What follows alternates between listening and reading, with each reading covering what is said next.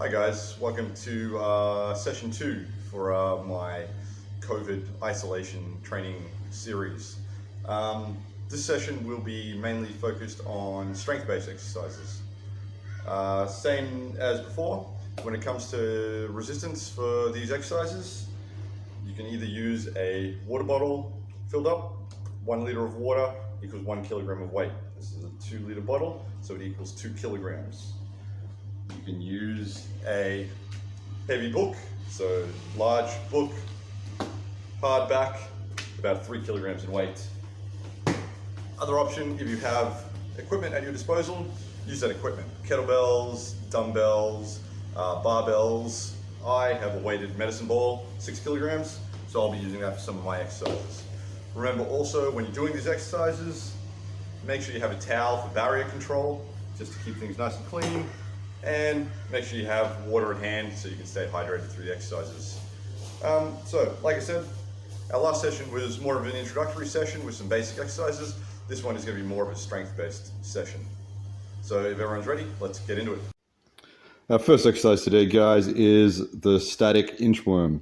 Begin in a standing position, bend forward, touching your fingertips to the floor. Start walking your hands forward.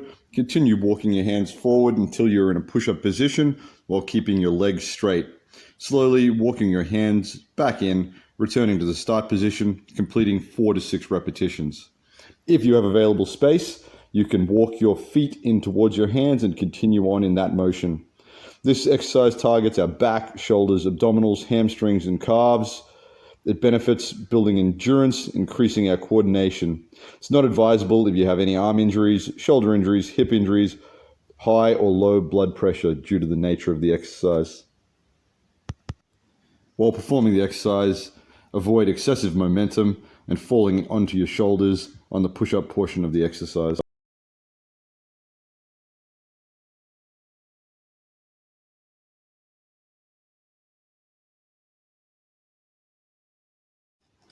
Next, we have the diver's push-up or dive bomber. Begin in the downward facing dog position. With a controlled movement, swoop your hips towards the floor while simultaneously raising your chest. Continue rising upward until you're looking toward the ceiling and your back is arched. Swoop back down and repeat the entire sequence for 10 to 15 repetitions. Here we're targeting our shoulders, hamstrings, back, and abdominals. The benefits of this is it stretches our chest, shoulders, thighs, and abdomen. It strengthens our legs, wrists, arms, and spine, and improves our posture. It's not advisable if you have back injuries or wrist injuries or carpal tunnel syndrome. Avoid bending your legs or letting your thighs or knees rest on the floor. To do it right, position your arms firmly on the floor, securely grounding your fingers. Move with control.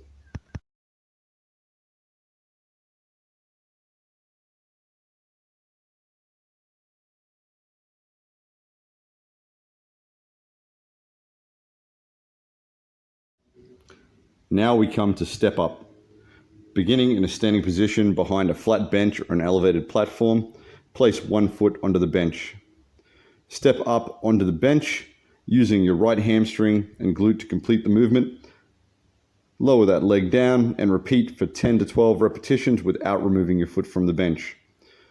Switch starting position with the other leg on the bench and repeat on the other side. For a modification of this exercise, you can perform the exercise while grasping weights or dumbbells in each hand. To do it right, push through the working heel, keep the foot planted. Avoid hyperextending your knee past your toes or excessive speed. In this movement, we're targeting our quadricep, hamstring, and glutes. The benefits here is we're strengthening our thighs, glutes, and hamstring, and we're building endurance.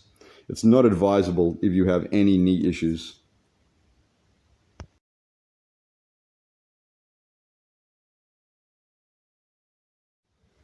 Next, we're adding a bit of intensity.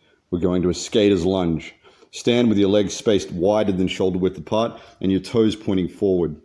Slide your side into a side lunge as you bend forward slightly with your hands placed on your thigh and then move in the opposite direction.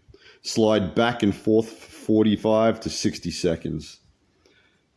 To do this right, push through the heel to drive the exercise. Move with control, keeping a steady, quick pace. Avoid hyperextending your knee past your toes. In this movement, we're targeting our quadricep, glutes, and hamstring. The benefits here is we're strengthening and defining leg muscles. It's not advisable if you have hip issues or knee issues. For a harder modification, you can perform the exercise while grasping weights or dumbbells in each hand.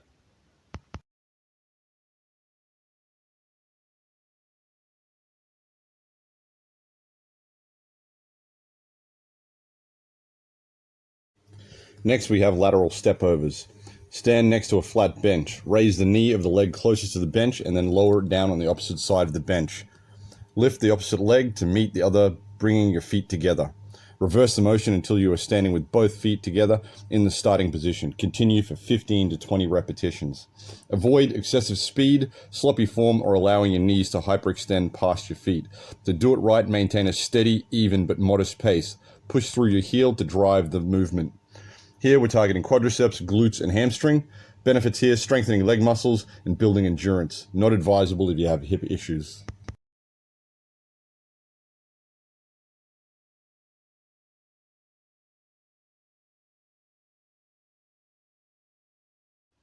We move into squat with dumbbell curl. Placing a towel behind our back so that it is in the middle of your back to lower back, pinning against the wall. Your feet should be hip width apart and slightly forward of your hips. Grasp a pair of dumbbells or weights in each hand with your palms facing forward. Bend your knees and descend until your thighs are parallel with the floor. Once in our squat position, bending your arms until your palms are nearly touching the front of your shoulders. Bring your arms down to return to the start position. Repeat for 12 to 15 repetitions, then rising out of the squat. For an easier modification, you can just use your body weight for the squat. This movement is targeting quadriceps, glutes, biceps. It benefits strengthening thighs and upper arms. It's not advisable if you have any knee issues. Here we're moving into an incline dumbbell press. Lying face up with your upper back, neck, and head supported. Keep your torso elongated and bend your knees at right angles. Plant your feet on the floor a little wider than shoulder distance apart. Grasp a hand weight or dumbbell in each hand and bend your elbows so that the weights are in line with your shoulders. Drop your rear slightly so that your torso takes on an inclined position. Press your arms upward until they are straight. Bend your elbows as you lower the weights toward your shoulders back to the starting position. Repeat, performing 3 sets of 15 repetitions. This is targeting chest and core. It benefits strengthening pectoral muscles and strengthening our stabilizer core. It's not advisable if you have shoulder issues or lower back issues. Next, we're performing one arm rows. Begin by standing in front of your platform with your right knee placed on the platform and your left foot on the floor. Place your right palm on the platform while grasping a weight or dumbbell in your left hand with your arm extended downward. Maintain a flat back as you pull the dumbbell up next to your chest, strongly contracting the latissimus dorsi muscle in your back. Lower the dumbbell back down to full extension and then repeat the exercise for 12 to 15 repetitions. Switch sides and repeat with your right arm. Here we're targeting our outer back. Benefits: strengthening the outer back, stabilizing the core. It's not advisable if you have shoulder issues or lower back pain. To do it right, maintain a flat back throughout the movement and pull towards your chest. Avoid excessive speed or momentum or rounding of your back.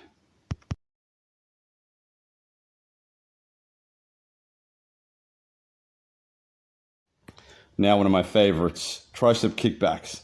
Kneel with one arm resting on your bench, grasping a dumbbell or weight in the other hand. Bend forward at the waist while keeping your upper arm tucked at your side. Extend the dumbbell back until your arm is fully extended and running parallel to the floor. Return to the starting position and repeat for a total of 12 to 15 repetitions. Switch sides and repeat on the other arm. Here we're targeting tricep and core. The benefits: shapes and strengthens triceps, strengthens core. It's not advisable if you have knee issues or elbow pain. To do it right, keep your elbow tucked in at your side, move through a complete range of motion. Avoid excessive speed and hyperextending your arm. For a modification to make it harder, stand holding a pair of weights and bend forward at the waist, keeping your elbows tucked into your side.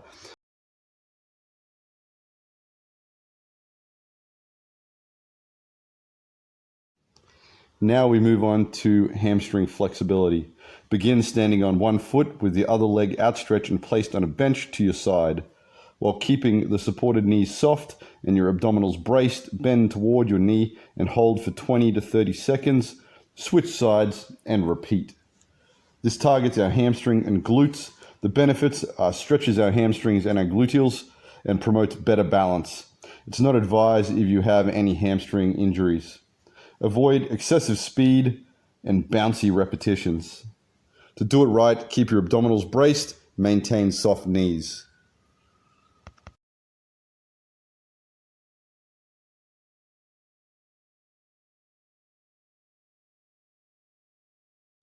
Next, we have a plank with leg raise. Begin in a prone position, balanced on your toes with your forearms planted on your bench. Slowly raise one leg from the floor while keeping your spine in one straight line. Hold for 10 to 30 seconds and then repeat with the other leg. This targets our core, benefits strengthens core, not advisable if you have shoulder instability or lower back pain. For a modification to make it easier, maintain the prone position balanced on your toes with your forearms planted on the bench for 30 seconds. To do this right, maintain a neutral spine alignment. Avoid allowing your spine to arch or sag. Finally, a bit of a stretch, butterfly stretch. Sit up tall on the floor with the soles of your feet pressed together. Place your forearms or elbows on your inner thighs and grab your feet and toes with your hands. Draw your heels in towards your core. Hold for 15 to 30 seconds. To do this right, do not compromise the position of your upper body. Sit nice and tall and try to feel your hip bones on the floor. Avoid holding your breath and rocking backward off your hip bones. Instead, feel them anchored on the floor. This targets the adductors and lower back. The benefits here is it stretches the inner thighs and the lower back. It's not advisable, however, if you have hip issues or knee pain.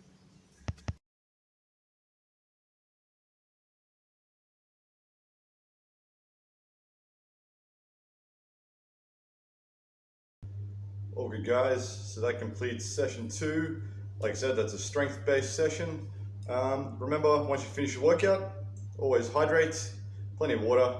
Hope everyone's well, and we'll see you for the next one.